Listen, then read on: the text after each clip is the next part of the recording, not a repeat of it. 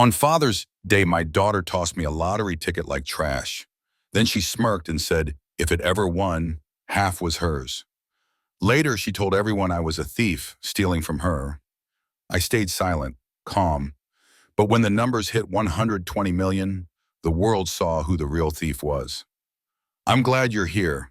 Follow my story until the end and comment the city you're watching from so I can see how far my story has reached. The air inside Henry Collins's dining room carried the faint warmth of roasted chicken, garlic mashed potatoes, and the kind of quiet tension that only a family dinner could summon. A half-empty bottle of Merlot stood in the center of the table, catching the late afternoon light like a beacon. Father's Day was supposed to be a celebration, a reminder of years spent working, sacrificing, and holding a family together after tragedy. For Henry, it felt like one more performance he was expected to endure. Melissa leaned back in her chair, her manicured nails tapping the table rhythmically before she tossed a crumpled piece of paper across the linen. "Here you go, Dad," she said with that familiar smirk, the kind that had always made Henry feel like he was the butt of a private joke. "If you win, remember half is mine." The paper landed in front of him, bouncing against the edge of his plate before stopping. A lottery ticket, $2. His fingers, calloused from decades of repairing engines, smoothed the wrinkles as he forced a smile. "Very thoughtful, sweetheart," he managed, though the words tasted bitter on his tongue. Melissa's eyes gleamed, delighted at her own theatrics. "Oh, but wait," she added, her voice suddenly loud, filled with exaggerated excitement. "I haven't given Richard his gift yet." Henry's gaze followed as she reached behind her chair and lifted an elegant gift box. Silk lining, shimmering ribbon, the kind of luxury that didn't belong in his modest home. The box itself probably cost more than his entire week of groceries. Richard Harris straightened his posture, his crisp white shirt catching the glow of sunlight from the small windows. His expression shifted into one of rehearsed satisfaction, like a man accustomed to receiving admiration. "These," Melissa declared as she pulled out the contents, "are 2 first-class tickets for a Mediterranean cruise. They cost $13,000. Her tone dripped with pride. "Richard deserves the best for everything he's done for our family." Henry felt the weight of the lottery ticket in his palm grow heavier, smaller, almost laughable. Richard's manicured fingers traced the gold-embossed tickets with reverence, his voice full of smug approval. "Now, this is a proper gift," he said, flashing Henry a glance that carried more judgment than gratitude. "Your daughter was raised well. She knows how to honor those who matter." The words sliced into Henry's chest. His sister Linda shifted uncomfortably in her seat. Michael stared down at his hands. Emily pretended to study the family photos on the wall. Even Ryan, his usually distracted grandson, looked up from his phone, uncertain. Melissa's laugh cut through the room like broken glass. "Dad always said actions speak louder than words. Some people show love through grand gestures. Others?" She gestured vaguely toward the lottery ticket resting between Henry's fingers. Henry steadied his hand. "I appreciate the thought, Melissa, really." "Oh, it's just a little joke," she waved dismissively. "But seriously, if you hit the jackpot, half of it belongs to me. I paid for it, after all." Richard chuckled beside her, his approval low and smug. "Perhaps next year Henry will surprise us all with something more substantial." The air in the room shifted, heavy with unspoken tension. Linda's fork hovered halfway to her mouth. Emily cleared her throat softly. Nobody dared challenge Melissa. Richard, still fanning the cruise tickets like cards at a poker table, boasted about private balconies, first-class meals, and memories that would last a lifetime. Melissa nodded proudly. "Richard helped us buy our house, paid for Ryan's private school, and covers our country club membership. He's earned something extraordinary." Henry's mind wandered back through decades. Long nights at the garage, grease under his nails, double shifts, overtime, and collapsing into a chair too exhausted to climb into bed. All of it had been for Melissa. Tuition checks, textbooks, rent, dreams she could chase without worrying about survival. He swallowed hard. "Well," he said quietly, "I hope you both enjoy the cruise." Richard slipped the tickets back into their case with ceremonial care. This is how families should treat one another, with generosity and respect. Conversation limped forward after that, But Henry remained anchored to the tiny ticket in his hand. $2, the same amount he used to press into Melissa's small hand for ice cream when she was 7, back when a cone of strawberry swirl could light up her whole face. Dinner ended quickly. Car doors slammed, engines started, voices drifted into the summer evening. Silence crept into the house like an old companion. Henry sat at the table long after everyone left. The last of the daylight slipped away, shadows climbing the walls where photographs of birthdays and graduations hung in neat rows. Each picture was a testament to sacrifice, to love given freely without expectation. The lottery ticket lay beside his empty coffee cup, mocking him under the pale kitchen light. It wasn't just paper and ink. It was Melissa's message carved into his bones. You don't matter anymore. Someone else is worth more than you. Henry's chest tightened as he stared at the flimsy scrap, the silence pressing down on him. This was Father's Day, his day, and he'd been handed a reminder that to his own daughter, he was worth $2, while another man was worth $13,000. The house seemed smaller, darker. He sat back, closing his eyes, willing himself to forget the look Melissa and Richard had shared, the silent agreement that left him stranded on the other side of the table. Father's Day was over, but the ache it left behind was only beginning. The next morning, sunlight crept through the thin curtains in Henry Collins's kitchen, painting his modest table in a pale wash of gold. The house felt heavy, its silence thicker than usual, as if it too carried the weight of last night. He sat with a mug of coffee cooling between his hands, staring at the untouched lottery ticket resting near the edge of the table. It looked so insignificant, a joke that should have been forgotten. Yet something inside him refused to let it go. With a sigh, Henry pushed the ticket aside and opened his laptop. It was routine, a ritual he had practiced since his younger days, checking his bank statement at the start of every week. Even after retirement, he treated his accounts the way he once treated the engines he rebuilt, studying each line, each detail, making sure every bolt was in its proper place. The numbers scrolled across the screen: grocery store purchases, utility payments, the modest cost of last night's dinner, ingredients. Each expense accounted for, each predictable. Then his eyes froze on a line that didn't belong. Premium travel services, $13,784. The words blurred. He blinked, rubbed his eyes, but the numbers didn't change. His coffee turned bitter on his tongue as realization seeped through him. Thursday, just over a week ago, he hadn't been near a travel agency. He hadn't authorized anything like this. Henry's heart began to pound.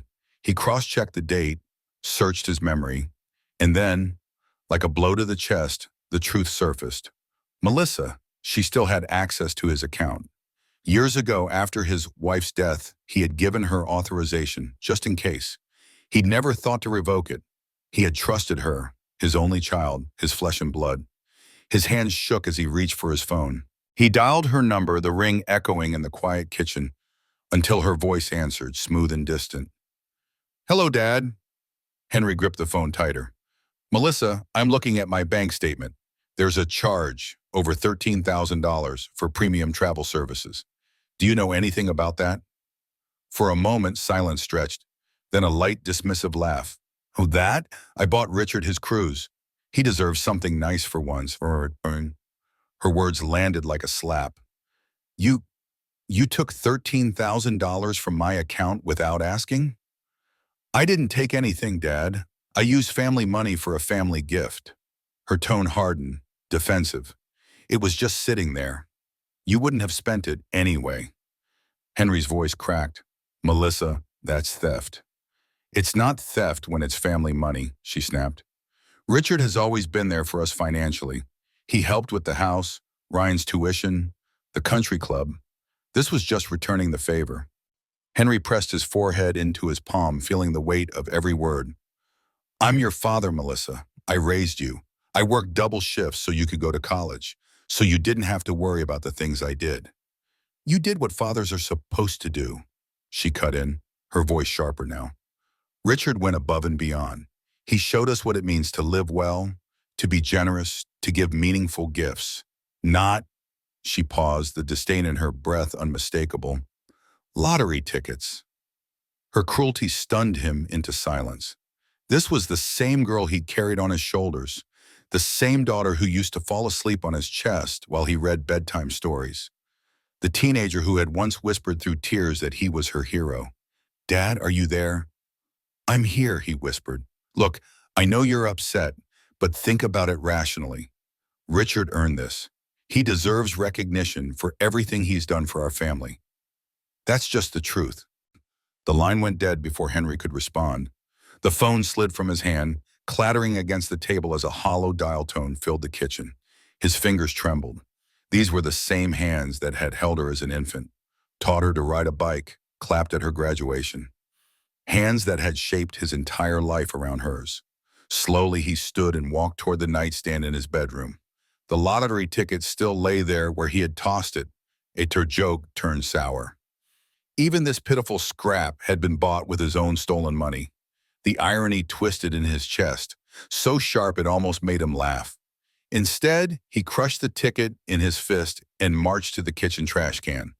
It landed with a dull thud among coffee grounds and empty cans, a symbol of how little he mattered to his own daughter. The house pressed in around him, smaller and darker than it had ever felt. His breath caught as he grabbed his jacket and stepped outside. The crisp morning air a desperate escape from suffocating betrayal. Neighbors' lives carried on undisturbed, lawnmowers hummed, children shouted in play, greetings passed over fences. Mrs. Dawson waved from her garden, her frail hands careful as she tended her roses. "Beautiful morning, Henry." "Yes," he replied automatically, though nothing about it felt beautiful. As he walked past the Henderson house, he saw Tom teaching his grandson to throw a baseball. The boy's laughter echoed down the street, pure, innocent. Once, Melissa had laughed like that when Henry tossed a ball with her in the park. He remembered her little hands gripping the ball, her squeal of triumph when she finally made a perfect throw. When had that joy been replaced by disdain? When had his love turned into something so disposable? The questions haunted him down Maple Street. Each step carried memories now poisoned with bitterness. The corner store where he'd bought her candy, the park where she had played on summer afternoons, the long nights of labor that had built her future. His phone buzzed, breaking his thoughts. A message from Melissa. "Dad, I talked to Richard about the money. He thinks you're overreacting. It's not like you needed it for anything important. We'll pay you back when we can. Maybe by Christmas." Henry stopped walking. He read the message again and again. The casual dismissal of his security, the arrogance of promising repayment when we can, as though $13,000 were spare change, as though his dignity had a price. The world blurred around him. He put the phone back into his pocket, his chest hollow. His daughter had taken his trust and called it hers. She had stolen from him and laughed at his pain. The trash can back in his kitchen still held the lottery ticket, forgotten, worthless, just like the bond he had thought could never break. Sometimes the smallest scraps carry the sharpest lessons. That thought echoed through Henry Collins's mind as he sat alone on his porch, the air cool against his skin, the horizon shifting from gold to gray. The morning had given him no rest, no peace, only the weight of betrayal pressing harder with each hour. Inside, the lottery ticket lay buried in the trash, smothered beneath yesterday's grounds and scraps, dismissed as worthless as the way his daughter had looked at him. Henry rose and walked, needing to escape the walls of his home. The neighborhood stretched before him, familiar streets lined with old maples and tidy lawns. The sound of sprinklers ticked softly across grass while children shouted in play. Life went on, ordinary and bright, in sharp contrast to the storm inside him. Mrs. Dawson lifted her head from her roses as Henry passed. Her smile, weathered but genuine, offered him a kindness he could not return. "Morning, Henry. Out early today?" "Couldn't sleep," he murmured, his voice rough. "Thought a walk might help." She nodded knowingly. "Best thinking comes when your feet are moving." He managed a faint smile before continuing, his shoes crunching against the pavement. A block away, laughter carried on the breeze. Tom Henderson stood in his driveway, a baseball glove on his hand as he coached his grandson through the motion of a perfect throw. The boy's giggles rose each time the ball slipped wild, each miss met with Tom's patient encouragement. Henry paused, watching the simple scene unfold. His chest tightened with the memory of Melissa at that same age, her tiny hands gripping a baseball too large for her, determination flashing in her eyes as she practiced until sweat dampened her curls. He remembered her delight when she finally sent the ball arcing through the air, her squeal of victory ringing in his ears even now. That little girl had once believed her father could do anything. When had that belief curdled into contempt? When had her love grown sharp enough to cut? His phone buzzed in his pocket. A flicker of hope stirred before he even looked. Maybe she regretted what she had done. Maybe she would apologize. Admit it was wrong. The screen glowed with her message. Dad, I talked to Richard about the money. He thinks you're overreacting. It's not like you needed it for anything important. We'll pay you back when we can, maybe by Christmas. M. The words blurred as Henry read them again. Overreacting. Not needed for anything important, maybe by Christmas. The bitterness tasted sharp in his mouth. To her, $13,000 was pocket change.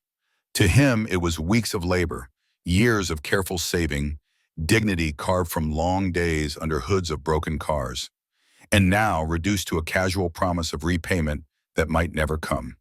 The phone rang before he could type a response. Linda's name lit the screen. He answered with a hollow voice. Henry, are you all right? Her tone was laced with alarm. Melissa called me, said you were upset about money. She stole it, Linda, Henry said flatly. $13,000 from my account. Used it to buy Richard Harris a cruise. And on Father's Day, she gave me a $2 ticket as a joke. Silence filled the line. Then Linda whispered, She what? She admitted it, said it wasn't stealing because it was family money, because Richard deserved it more than me. His laugh came bitter and broken. Apparently, I only did what fathers are supposed to do. Richard went above and beyond. Oh, Henry, Linda breathed, her voice trembling. I don't even know what to say. That's cruel. I never thought she... Cruel, he interrupted softly. That's the word. They spoke for a few more minutes, Linda's voice thick with sympathy, her promises of support unable to soften the truth. No one could undo what Melissa had revealed. No one could unmake the wound of being dismissed by the very child he had built his life around. By the time Henry ended the call, his legs felt leaden, his steps dragging. The walk home stretched long, every landmark painted with memories of Melissa's childhood. The candy shop where he once bought her sweets, the swings where she had soared with laughter, the quiet park bench where they had sat the day after her mother's funeral. Each memory taunted him now, reminding him of the girl he had loved, the girl he had lost. Inside his home, the air felt colder, harsher. The trash can waited in the kitchen, holding the crumpled lottery ticket beneath its weight of refuse.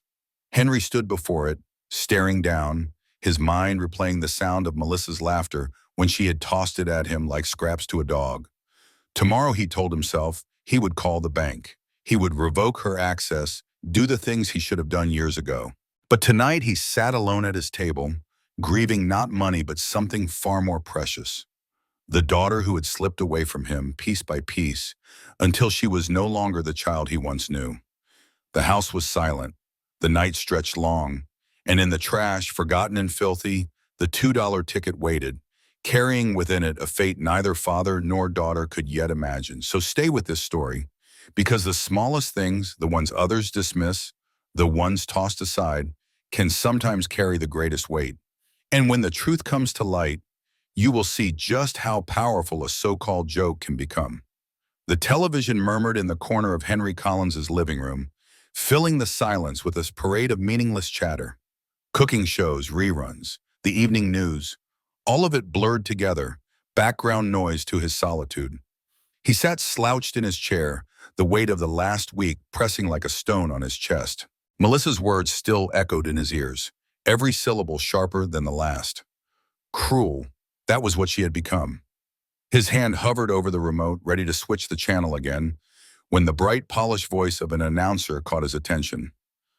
Good evening, Ohio. Welcome to tonight's Powerball drawing. Tonight's jackpot has rolled over to 12 million. Henry almost laughed. 12 million might as well have been 12 billion for all it mattered to him. He thought of the crumpled lottery ticket buried under coffee grounds and scraps in his kitchen trash. Melissa's joke, her insult disguised as a gift. He nearly changed the channel but paused, a strange impulse holding him still.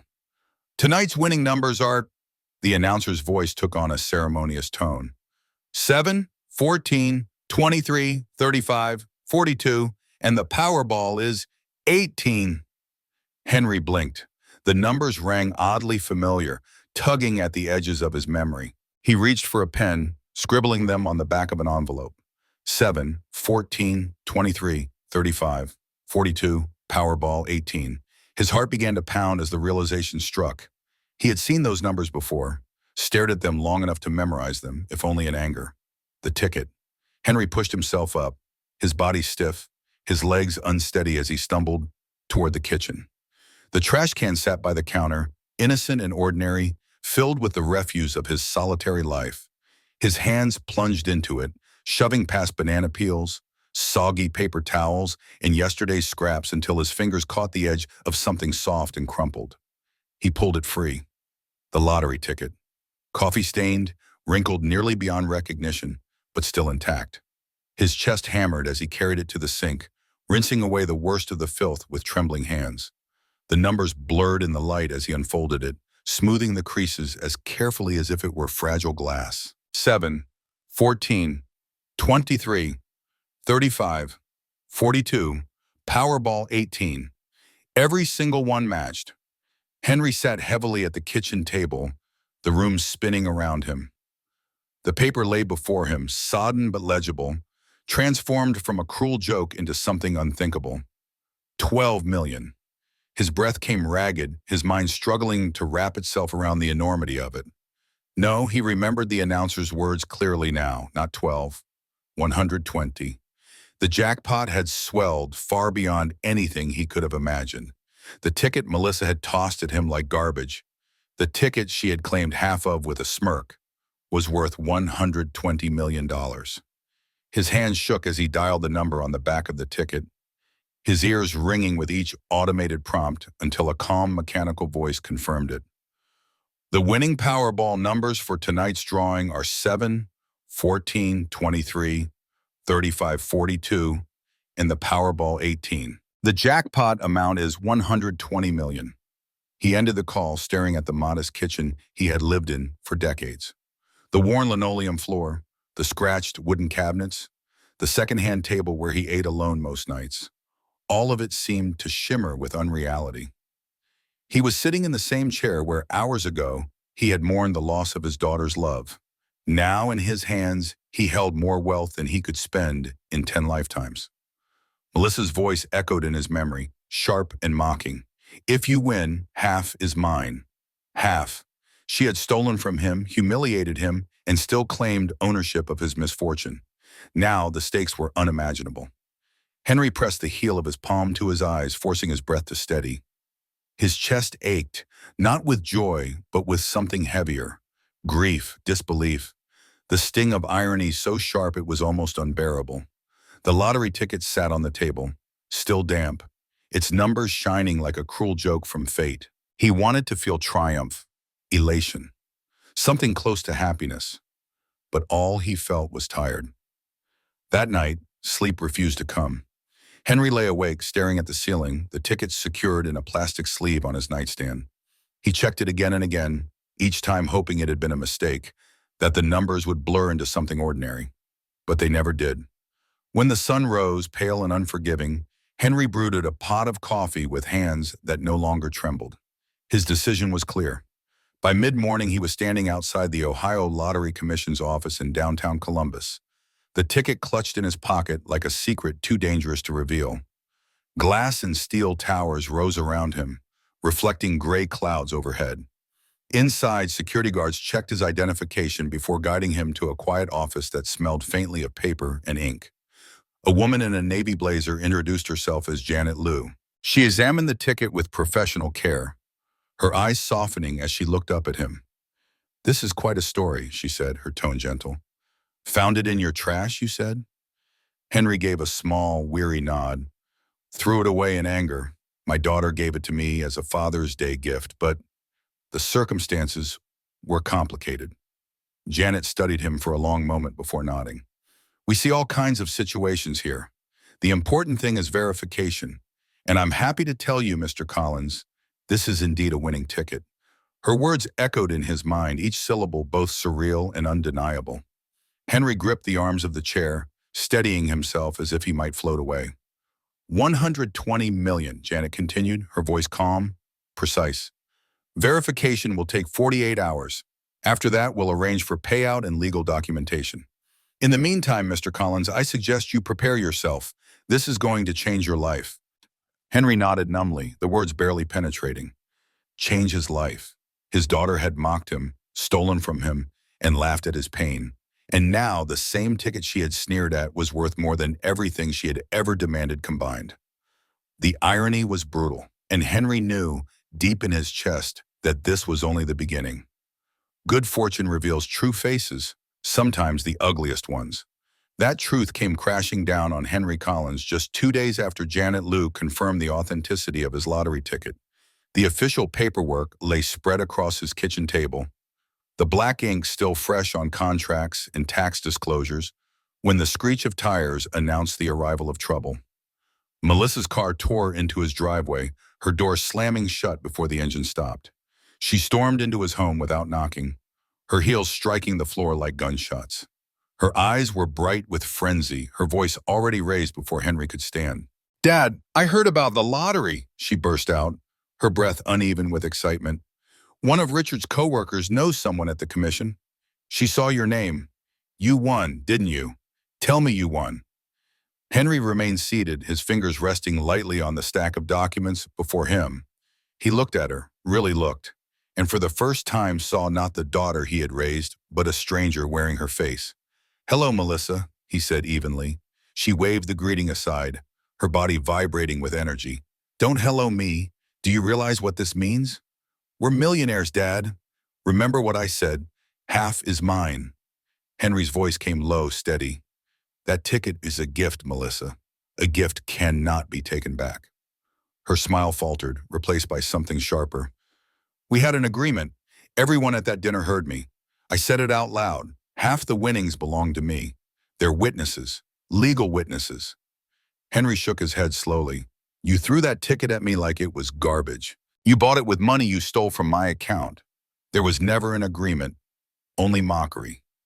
Melissa's voice climbed higher, shrill with indignation. "Stole? I used family money.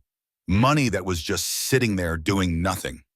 And now you're trying to cheat me out of what's rightfully mine?" The muscles in Henry's jaw tightened.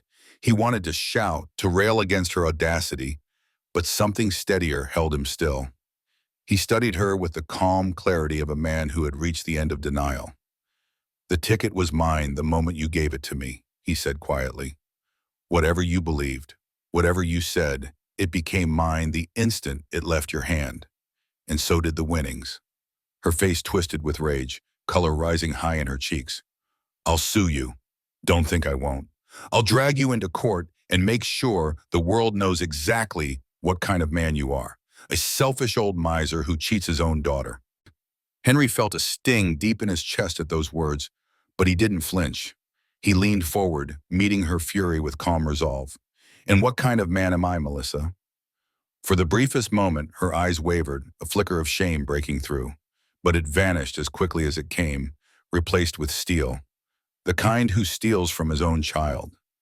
The silence that followed was heavier than any insult. She turned on her heel, storming toward the door, her footsteps echoing against the hardwood. "You'll regret this," she spat over her shoulder before slamming the door so hard the walls rattled. Henry sat in the stillness, the air thick with the smoke of her departure.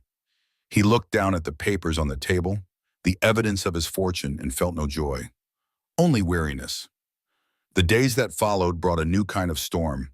His phone buzzed relentlessly, notifications piling faster than he could silence them. Melissa's face filled his social media feeds, tearful, trembling, her voice breaking as she told the world her father had stolen from her. "My father is keeping the entire jackpot," she sobbed into her camera. "That ticket was my gift. I said we would share it, but now he's cut me out completely. I never thought my own father could be so cruel." The comments came swift and merciless. How can a father do that to his daughter? She's right. Family money belongs to the family. This is elder abuse in reverse. Richard added his own voice, posting stern declarations across his professional accounts. He spoke of loyalty, of betrayal, of financial ethics. His words carried the weight of authority, his reputation giving credence to their lie. Henry walked through grocery aisles under the weight of suspicious stares. Neighbors who once waved now turned away. Even strangers whispered as he passed. The verdict was spreading like wildfire. He was greedy, heartless, a man unworthy of sympathy. One evening, unable to resist the pull, Henry scrolled through the comments himself. He read until the words blurred, each one another knife. Team Melissa all the way. That old man has always been strange about money. I know her. She's so generous. He must be lying. He closed the tablet with shaking hands, the glow of the screen lingering in his vision long after the device went dark. The lottery ticket, framed now in its protective sleeve, sat on his nightstand. To Melissa, it had been a joke, a scrap to throw across the table with a laugh. To Henry, it was no longer just a ticket. It was a mirror, revealing truths he had tried to ignore for too long. As he lay in the darkness, listening to the house settle around him, Henry realized that the greatest battle was no longer about money. It was about dignity, about truth, and about facing the storm his daughter had unleashed. So if you followed Henry's journey this far, don't look away now. Because greed has a way of consuming everything in its path, and the fire Melissa has lit is only beginning to spread. Stay with this story because the next chapter will burn brighter than ever. The storm Melissa unleashed swelled with each passing day. Neighbors whispered near his mailbox, their voices dropping when Henry Collins appeared. At the grocery store, conversations hushed as he walked by, faces turning away with practiced indifference. Even Linda, his sister, called twice daily, her concern wrapped in questions she couldn't stop asking. Henry, are you eating? Are you sleeping? Do you need me to stay with you? He assured her each time that he was fine, though he wasn't. His dignity was battered. His reputation, built over decades of hard work, was being shredded online by his own daughter. The lies were simple, effective, and devastating. He stole my ticket. He cut me off. He humiliated me publicly. On a Saturday morning, Henry sat at his kitchen table with a stack of printed screenshots spread before him. Melissa's tearful Facebook posts, Richard's carefully worded declarations about family ethics, the hundreds of comments that followed, each one another nail in the coffin of his name. The coffee in his cup had gone cold, but he barely noticed. The sudden ring of his landline startled him. Few people used it anymore. He glanced at the caller ID, an unfamiliar number. His first thought was that it might be a reporter, another vulture circling. Still, he lifted the receiver. Mr. Collins? The voice was deep, steady, measured with the weight of experience. This is Charles Harris, Richard's father. Henry's grip on the phone tightened. I'm not sure there's anything for us to discuss, Mr. Harris. There's quite a lot, Charles replied calmly. A pause, deliberate. Could we meet this morning, Murphy's Diner on 5th Street, in an hour? Henry hesitated, suspicion churning.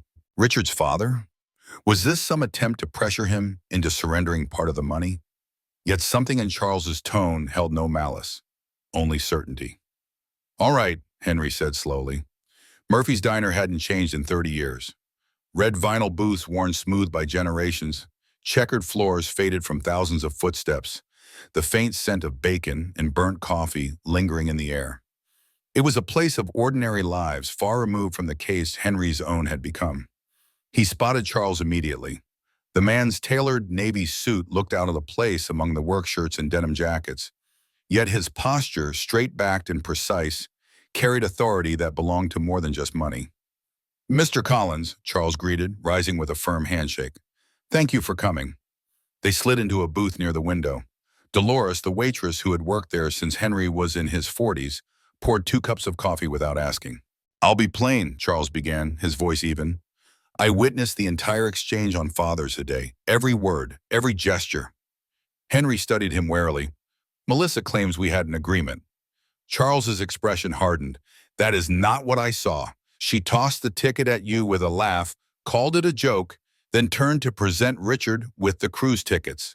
There was no agreement, no negotiation, no verbal contract. It was a gift, pure and simple. Henry's chest tightened. Hearing it aloud from another mouth, from someone tied to Richard's bloodline, was like a balm. Yet doubt lingered. Why tell me this? You're Richard's father. Why not defend him? Charles's laugh was quiet, bitter. Because I raised him to be a man of integrity, and he's forgotten everything I tried to teach him. What Melissa and Richard are doing is unconscionable. They're destroying your name, Mr. Collins, with lies. And I won't stand by while my son drags mine down with his. From his inside pocket, Charles withdrew his phone, scrolling with swift precision until he found the words he had typed. He turned the screen toward Henry. I'm going to set the record straight, he said. Henry leaned forward, reading the draft. As a witness to the Father's Day gathering at Henry Collins's home, I must address the falsehoods being spread. I personally observed Melissa Collins present a lottery ticket to her father as a gift. No agreements were made. No conditions were attached. Mr. Collins is the rightful owner of that ticket and the winnings it produced. Any claims to the contrary are false and damaging, and I cannot remain silent while a good man's reputation is destroyed by members of my own family. Henry looked up, searching Charles's face for deception. There was none, only conviction. You don't have to do this, Henry said quietly. Yes, Charles replied. His finger hovered over the post button. I do. My reputation carries weight in this community, and truth matters. With a firm tap, he posted it. Within minutes, his phone buzzed with notifications. Comments appeared. Colleagues, acquaintances, community members. People who trusted Charles's word. The tide began to turn in real time. Public opinion shifting inch by inch back toward balance. Henry sat back in the booth, a knot loosening in his chest. For the first time in weeks, he felt a flicker of something he thought he had lost completely. Hope. Charles pocketed his phone, his eyes steady. Mr. Collins, I built my life on integrity. I won't watch my son tear it down. The truth will hold. They finished their coffee in silence, the hum of ordinary conversations around them oddly comforting. Families ordered pancakes. Teenagers laughed over milkshakes. Elderly couples shared sections of the morning paper. Life continued, steady and unshaken, while Henry's own had been tossed into fire. As they stepped outside, the spring sun broke through the clouds. Charles extended his hand again, his grip firm. Stay steady, Mr. Collins. Sometimes the truth just needs the right voice to carry it. Henry watched him walk toward his sleek black Mercedes, the car gleaming against the cracked asphalt of the diner lot. He turned back to his own modest sedan, keys heavy in his pocket, but lighter in spirit than when he'd arrived. For weeks, Melissa and Richard had stripped him of dignity, painted him as a monster. But now, with a single act of courage from an unlikely ally, Henry had proof that truth still had power. The storm wasn't over. Melissa would not back down, of that he was sure. But at last, he wasn't facing it alone. The truth doesn't whisper. It roars when it finally finds its voice. Henry Collins felt that truth pressing against his chest the morning he dressed for the lottery ceremony. He stood before the mirror in his bedroom, adjusting the navy suit he had once worn to his wife's funeral. The white shirt still held faint creases from its last professional pressing, and the tie at his throat was the same one Melissa had given him for Christmas years ago. He lingered on that memory only briefly before letting it go. Today wasn't about sentiment. Today was about standing firm in the light of truth. The Ohio Lottery Commission headquarters gleamed with glass and steel, its lobby buzzing with cameras, reporters, and officials. Security guided Henry through the chaos toward a stage draped with banners and flanked by television crews. He clutched the protective sleeve holding the ticket, though the official verification had already secured his claim. Still, he couldn't help keeping it close, as if fate might try to snatch it away. Janet Liu, professional and composed, greeted him with a warm smile. Mr. Collins, are you ready? As ready as I'll ever be, he replied, his voice steady though his heart pounded. The ceremony began with a blur of formalities. An oversized check, bright lights, the applause of strangers. Janet's voice announced him as the winner of $120 million. The cameras flashed, capturing every angle of his face, every line etched by years of sacrifice. When handed the microphone, Henry spoke with quiet resolve. This blessing was unexpected, he said. I intend to use it responsibly, to help others, to rebuild dreams I once set aside, and to live with dignity. Reporters shouted questions. Did he plan to quit working? What would he do with the money? How did it feel to go from a modest life to unimaginable wealth? He answered each one with patience, keeping his focus on gratitude, on responsibility.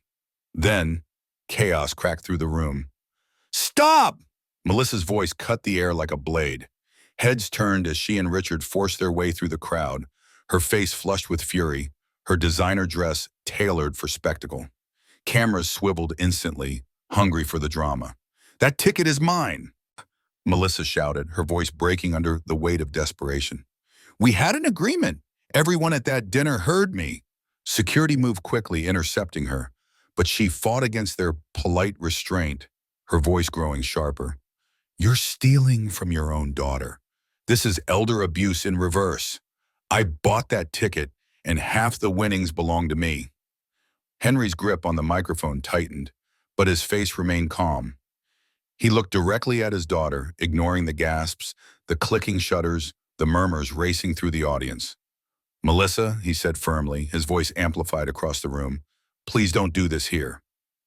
But she was beyond reason, her arms gesturing wildly, her words spilling out unchecked. I paid for it. I said half was mine. Everyone knows it. This man, she pointed at him, venom in her tone. This man is a thief. He's greedy. He's cruel. A reporter shoved a microphone closer to Henry's mouth. Mr. Collins, can you comment on this family dispute? Henry lifted his chin, his voice steady. The lottery ticket was a Father's Day gift. My daughter presented it to me with her own hands.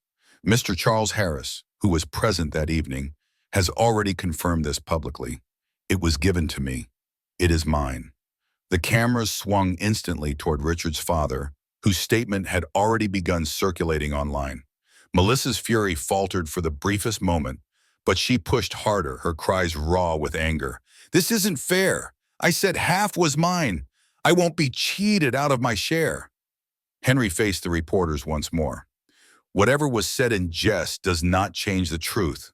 A gift, once given, belongs to the recipient, and this was no different. Another reporter called out, What will you do with the money, Mr. Collins? He thought of Melissa's screams, of Richard's smug entitlement, of the weeks of humiliation and betrayal. He thought of the long years when his labor, his sacrifice, had been invisible to her. He let out a breath, then spoke with quiet certainty. I plan to help people who truly deserve it. I plan to build something lasting, to give back in ways that matter. And most of all, I intend to live with integrity, because wealth without integrity is nothing. Melissa's voice cracked one final time as security guided her and Richard toward the exit. You'll regret this, Dad. You'll regret shutting me out. Her words echoed behind her, shrill and hollow, as the ceremony pressed forward.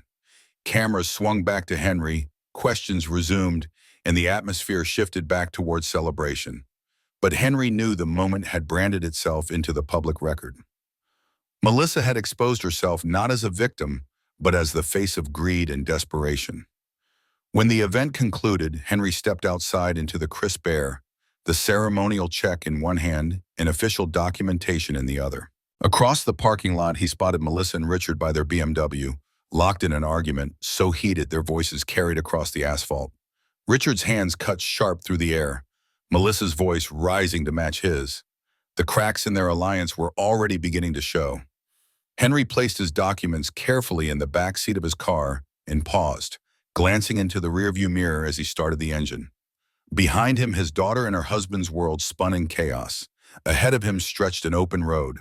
For the first time in months, a smile tugged at Henry's lips. The truth had roared at last, and it had been heard. So if you've stood by Henry this long, don't turn away now, because after fire comes ash, and in the ashes of betrayal lies the choice to rebuild or to burn again. Stay with this story. The next step will change everything. The ceremony faded into memory, but the consequences lingered. Newspapers carried Henry Collins's photograph on their front pages, and television stations replayed the footage of Melissa's outburst on loop.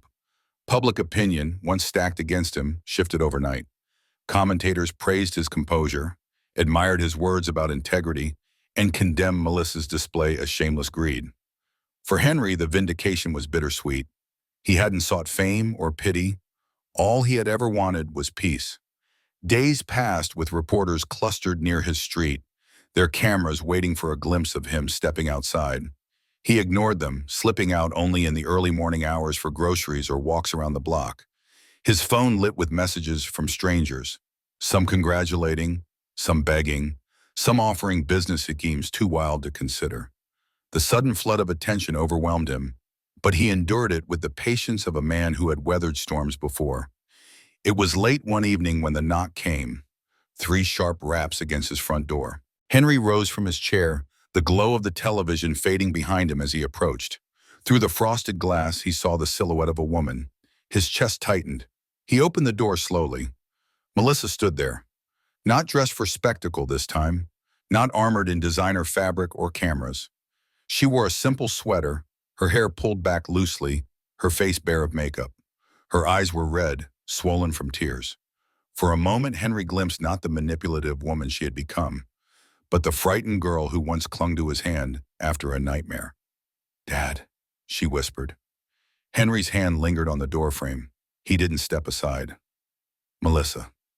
She hesitated, then took a breath. I need to talk. Please."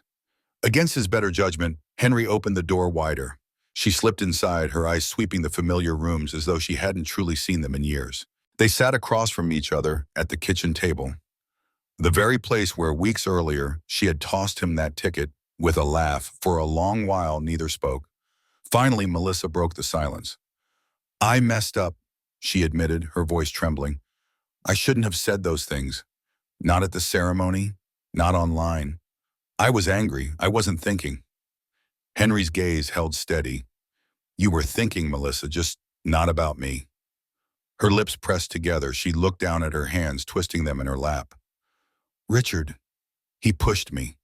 He said if I didn't fight for half, I was a fool. He told me you'd cut me off completely if I didn't make a stand." Henry let out a slow breath. "You didn't need Richard to tell you how to treat your father." Tears welled in her eyes again. "I don't want to lose you, Dad. I don't. But we're drowning. Richard's investments are collapsing. The credit cards are maxed out. The mortgage is late again. I thought this money could fix everything. I thought you'd understand." Henry's chest ached at her words, but he didn't waver. "Understand what? That you stole from me? That you humiliated me in front of neighbors, friends, the world? That you chose Richard's comfort over your father's trust?" Her shoulders shook. "I'm sorry," she whispered, barely audible. "I'll do anything to make it right. Just, please, I need help. We need help." Silence filled the room, broken only by the hum of the refrigerator. Henry studied her face, the desperation in her eyes, the cracks in her pride, the fear of a life unraveling. For years, he had wanted nothing more than to protect her, to shield her from hardship. But now, the choice felt heavier than any burden he had ever carried. "Melissa," he said quietly, "you stood in front of the world and called me a thief. You let Richard paint me as a greedy old man. You tried to take from me something you never earned. Do you know what that felt like?" Her tears spilled freely. "I was wrong. I know I was wrong. But you're my father. Doesn't that mean something?" Henry's voice broke, though his resolve did not. "It means everything. That's why this hurts so much." For a moment, she reached across the table, her hand trembling as it hovered near his. But Henry did not lift his own. He watched her hand falter, then draw back slowly. "I can't give you money," he said firmly. "Not like this. Not to fix mistakes you and Richard keep making. If I did, it would never end. You'd come back again and again until there was nothing left but resentment. And I won't let that happen." Her face crumpled, her sobs breaking free. "So that's it? You're cutting me off?" Henry closed his eyes briefly, the weight of his decision pressing down. When he opened them, his gaze was steady. "I'm not cutting you off. I'm giving you a choice. Walk away from Richard. Build your own life. Prove you can stand on your own 2 feet. When you've done that, my door will be open. But until then, no." Melissa's breath hitched, her tears streaking down her cheeks. For a long moment, she sat in silence, the reality sinking in. Then, without another word, she rose from the table. Her footsteps echoed through the house, each one sharper than the last, until the door clicked shut behind her. Henry remained at the table long after she left, staring at the empty chair across from him. He felt no triumph, no relief, only grief, heavy and quiet. He had given her a path back, but whether she would take it was a choice only she could make. The house settled around him once more, its silence deep and unbroken. In the stillness, Henry knew that some battles weren't won with checks or contracts. They were won or lost in the fragile space between love and truth. The weeks after Melissa's final visit moved quietly, as though the world itself exhaled after a long storm. Henry Collins filled his days with small rituals, morning walks past the maple-lined streets, afternoons repairing tools in his garage, evenings reading by the glow of a single lamp. The sudden wealth, though staggering, had not altered the rhythm of his habits. He kept his old sedan, still cooked simple meals, and still rose with the sun. What changed was invisible, the weight of betrayal that lingered like smoke after a fire. Yet even amid that heaviness, something new began to grow. Letters poured in from strangers, some pleading, yes, but many offering gratitude. Families wrote of how Henry's quiet strength had inspired them to endure their own hardships. Neighbors, once cold, stopped by with pies or kind words, their shame for doubting him softening into gestures of respect. The man once painted as greedy now stood in the public eye as something different, a symbol of dignity reclaimed. Henry chose to use the money not for luxury but for purpose. He created a community fund in his late wife's name, offering scholarships to children from working families. He restored the old park where Melissa once played, fixing the swings, repainting the benches, planting new trees whose roots would outlive him. Each act stitched him back into the fabric of the town, not as a millionaire, but as a man who understood the value of giving. Still, the ache of Melissa's absence never faded. Some nights, when the house was too quiet, he found himself replaying her laughter from years ago. The little girl with curls bouncing as she ran to greet him after work. The child who once believed her father could fix anything. That memory cut deeper than all the headlines, sharper than her words at the ceremony. Love, he realized, didn't vanish with betrayal. It lingered, stubborn and painful, refusing to die even when it had no place to grow. One late autumn afternoon, Henry returned from the park project to find an envelope tucked beneath his front door. His name, written in a familiar hand, trembled on the paper. Inside was a single sheet, smudged with ink from hurried writing. "Dad, I don't know if I can do what you asked. Leaving Richard feels impossible. But I think about what you said every day. I don't expect money. I don't expect forgiveness. I just want you to know that I'm trying." Melissa Henry sat at the table with the letter, his hands folded around it as if it were fragile. Tears blurred the words, not from bitterness, but from the faint flicker of hope they carried. For the first time since the chaos began, he allowed himself to believe that change, however small, was still possible. Winter arrived with its quiet hush, snow dusting the rooftops and muffling the noise of the world.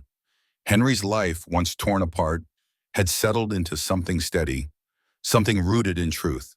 He had lost much: his daughter's trust, his privacy, the innocence of believing love alone was enough. But he had gained something too: clarity. The knowledge that dignity could not be bought, that integrity was the only true inheritance a man could leave behind. On New Year's Eve, he stood at his porch as fireworks bloomed in the distance, their colors painting the sky above the town he had lived in for decades. He thought of his wife, of the life they had built, of the daughter he still prayed would find her way back. He thought of the ticket that had started it all, once buried in the trash, now locked away in a safety deposit box, a relic not of luck, but of fate's strange hand. Henry lifted his coffee mug to the night, a silent toast, to love that endures, to truth that holds, to the fragile, unbreakable bond between father and daughter, strained but not extinguished. And as the clock struck midnight, he whispered into the cold air, not for the cameras, not for the world, but for himself, "I'm still here, and I'll be waiting."